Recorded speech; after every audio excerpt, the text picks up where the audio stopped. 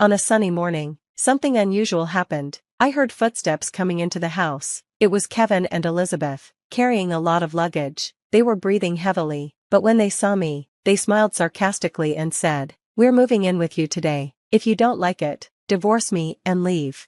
I was shocked, but Kevin and Elizabeth started setting up their things in the living room. Then, Stella came in, looking sorry. I quietly said, "It's okay, but are you sure about this?" Kevin looked pale when he heard me. He quickly ran out of the house. A few minutes later, he called me, yelling so loud that even Elizabeth could hear it. "Are you serious? Why didn't you say anything before?" I calmly replied, "I thought I mentioned it." After a pause, Kevin said, "Anyway, I'm coming back," and hung up suddenly. Elizabeth seemed like she might faint from Kevin's yelling. I said, "I'm actually looking forward to Kevin coming back," which made Elizabeth twitch in surprise. I added, "Get ready, the trouble's just starting.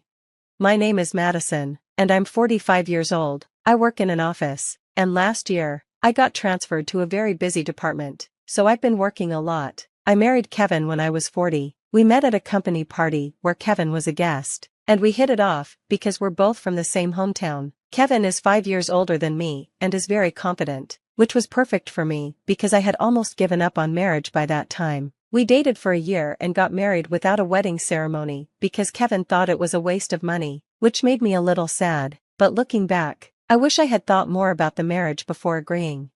"Hey, you didn't do the laundry again, did you?" Kevin asked. He was what people call a henpecked husband. Before we got married, he lived alone and could do housework, but after we married, he started saying men shouldn't do housework. He refused to do it and told me, "I'll do it tonight," since I got home late from work.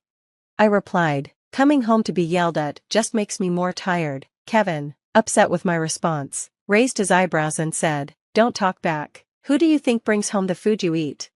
Honestly, I earn more money than Kevin. He knew this when we got married, and we agreed on both of us working, but after a year of marriage, it felt like he had completely forgotten that. I used to argue with him, but as Kevin kept getting angrier and shouting more, I stopped. I quickly started apologizing just to keep the peace. "I'm sorry, it was my fault." Kevin replied, "Do you really think so?" "Yes, thank you," I said. "It's because of your hard work that we can live this life." This would make Kevin happy. He'd hum a tune and then go take a bath. At first, I thought his henpecked behavior was kind of manly, but after 3 years, I was getting tired of it. I didn't choose divorce though, because my in-laws were such wonderful people. I'd go out to lunch with my mother-in-law, Mia, once a month, and my father-in-law, Ricky, would give me birthday gifts. At their house, Kevin was kind and smiled, and we had good times together. My own parents had passed away when I was young, so my in-laws were like real parents to me. That's why I hesitated to divorce Kevin. But there was one thing I couldn't stand, Elizabeth, Kevin's sister-in-law, who lived nearby. Elizabeth had divorced because of her affair and now lived alone in an apartment. When I heard about her affair, I started to dislike her. Elizabeth didn't like me either and would badmouth me in front of Kevin, who always supported her instead of reprimanding her. Elizabeth had a daughter named Stella, who lived with her ex-husband. Stella was the spitting image of Elizabeth, but she had a completely different, kind personality. Stella was a very good girl. She used to visit Elizabeth about twice a month, and each time, Elizabeth would bring Stella to our house. "Just a minute, Madison. Please feed Stella something delicious. I'm heading out," Elizabeth would say as she left. "Thanks, bye," Elizabeth would say quickly and leave without waiting for me to respond. Every time, Stella would apologize, and I couldn't ignore such a sweet girl like her. So, I ended up feeding her and taking her out to different places. "Madison, thank you, as always," Stella would say. "It's okay. Did you have fun?" I'd ask. "Yes, it was really fun. Can I come again?" "Of course," I'd say, smiling as Stella watched my face, shyly asking. I couldn't say no to her. Since I didn't have children of my own, I found Stella very endearing, but I also thought it wasn't good that her real mom, Elizabeth, was never around when Stella visited. So, I decided to ask Kevin, "Hey, whenever Stella comes, Elizabeth is never around, can't she spend a little more time with her?" I only wanted the best for Stella, but Kevin didn't take it that way. His face turned red with anger, and he shouted, "Elizabeth is hurt from her divorce. Unlike you, she's delicate, and yet, you blame her?"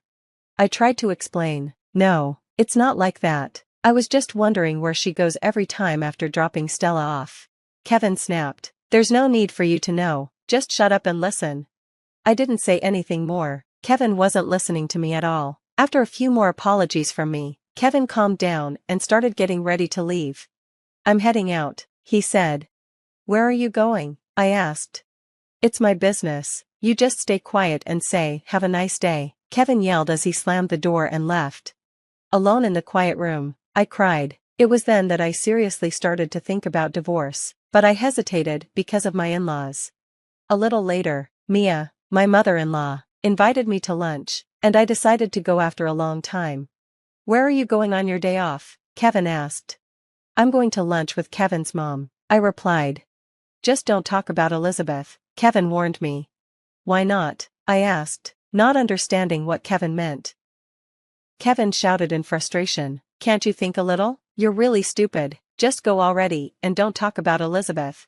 Before I could respond, Kevin shoved me out of the house. Still upset, I went to meet Mia, and we talked over lunch. By the way, Elizabeth is coming over, right? Mia asked. Huh, you knew? I said. I thought so. Mia sighed deeply and then apologized to me. Apparently, Stella had told Mia that she was bothering me by visiting. I thought I raised her strictly, but maybe it's a reaction, Mia said. She's into nightclubs. Nightclubs? I asked, surprised. That's right, Mia replied. She seems to have a lot of debt. I was shocked by Mia's words. When Elizabeth came to our house, she always wore expensive clothes and seemed well off. When I told Mia this, Mia looked even more troubled. That child, we've cut ties with her, Madison. You should too, Mia said. Kevin's probably spoiling Elizabeth. Mia then told me something surprising. When Elizabeth's affair was exposed, Kevin kept supporting her. He even paid off her debts. Hearing this was an eye-opener for me. I'm thinking of divorcing Kevin, I told Mia. I'm sorry for the trouble, I added. That's all right, I'll support you, Mia said, holding my hand. I thought about how things might have been if my own mom were alive, and I started making plans for the divorce. I worked on the preparations carefully so Kevin wouldn't notice. Hoping to wake Kevin up to the truth, I casually mentioned Elizabeth's debts, but Kevin wouldn't listen. As I faced more of Kevin's yelling, I realized I no longer felt any love for him. With the help of my in-laws, I gathered enough evidence and learned some shocking truths. Then, the day of action came unexpectedly. On a sunny morning, which was rare these days, I heard footsteps coming into the living room. It was Kevin and Elizabeth, carrying a lot of luggage. They were out of breath, but when they saw me, they smiled sarcastically and said, "We're moving in with you starting today. If you don't like it, divorce me and leave." Ignoring my shock, Kevin and the others began spreading their things around the living room. Then, Stella, looking apologetic, followed them in. I quietly said, "It's okay, but are you sure about this?" Kevin turned pale when he heard me, then rushed out of the house. A few minutes later, he called. When I answered, he started shouting so loudly that even Elizabeth could hear it. "Are you kidding me? Why didn't you say anything before?" he yelled. "I thought I mentioned it," I said calmly. After a pause, Kevin replied, "Anyway, I'm coming back," and then hung up suddenly. Elizabeth looked like she might faint from Kevin's yelling. "I'm actually looking forward to Kevin coming back," I said. At my words, Elizabeth's shoulders tensed in surprise. "Get ready, the trouble is just beginning," I added. When Kevin returned, he immediately confronted Elizabeth. "Elizabeth, what's this about your debts? I didn't know anything about it," he asked. "It's just a small debt," Elizabeth answered, avoiding eye contact. I couldn't help but laugh at her response. Elizabeth glared at me, so I decided to respond. "Really, Elizabeth? Calling $150,000 a small debt? I couldn't call such a huge amount a small debt." Elizabeth turned to me with a face that looked like she might cry when I casually mentioned the amount, but I had no intention of letting her off easily. "The guy from the nightclub, he recently got married, right?" Elizabeth got dumped, huh? Kevin asked. "I'm not dumped," Elizabeth snapped. "Once I get this house, he'll come back to me, and when we sell this place, we'll use the money." Elizabeth had accidentally revealed her plan and looked at Kevin with a guilty expression. Kevin, confused, kept glancing back and forth between Elizabeth and me. I decided to tell Kevin the truth. "Elizabeth plans to kick me out," Then you and she will sell the house. With the money, she'll pay off her debts and fund her nightclub guy. What the hell is that? Kevin asked, stunned. He couldn't believe his sister was using him like this. Is this all a lie? Kevin asked, his voice shaking.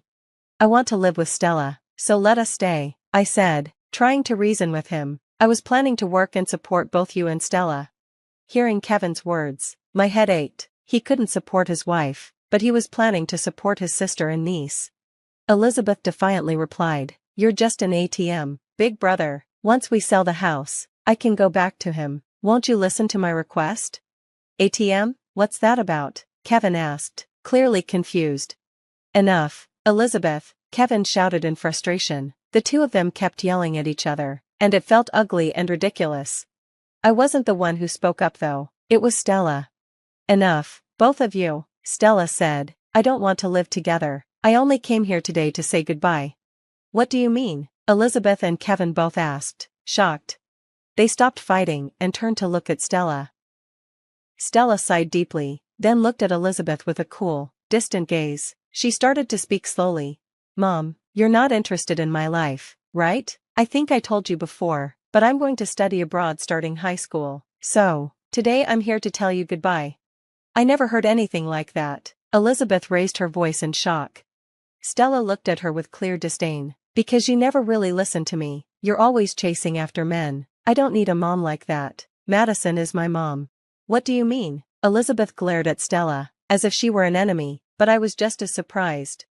Stella walked up to me and hugged me tightly. Thank you for holding my hand, for the delicious meals, for listening, and for taking me places. You felt like a real mom.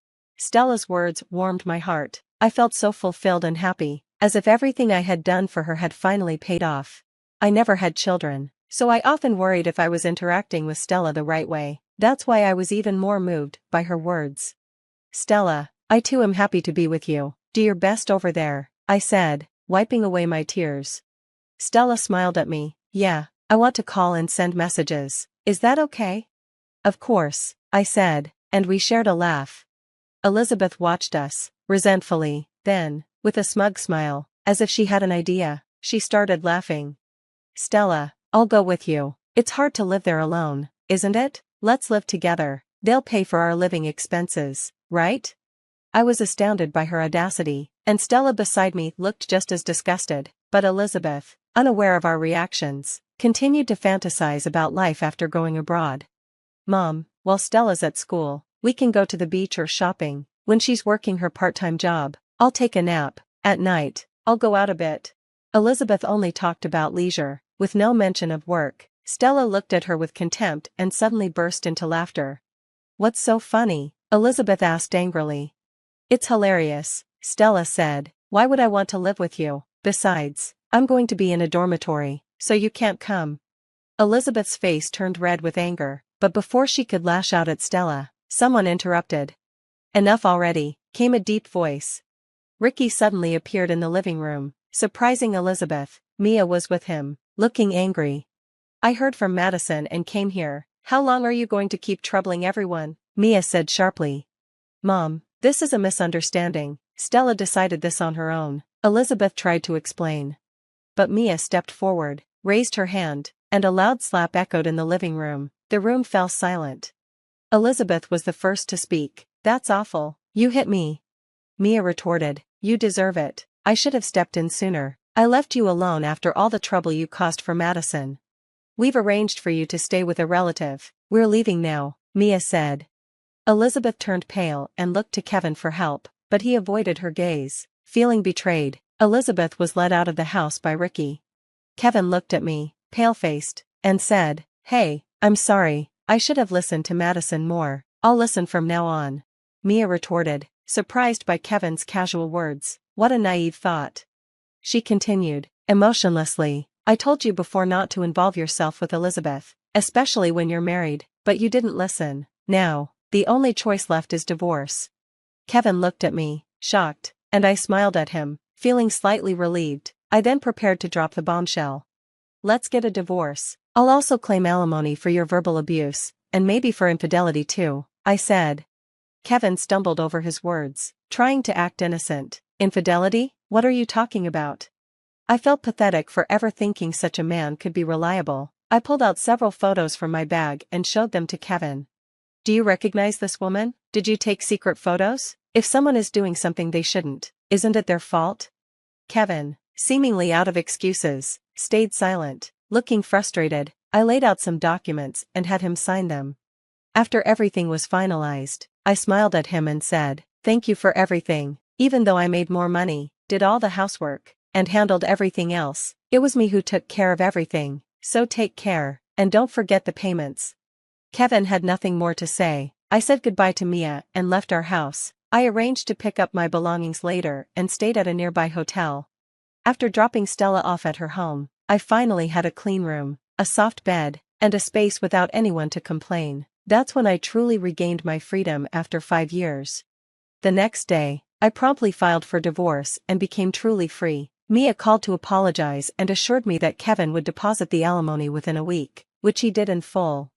Since Kevin had little savings left from giving money to Elizabeth, the in-laws had paid the alimony in advance. They told me not to worry, as they would get Kevin to repay it in full.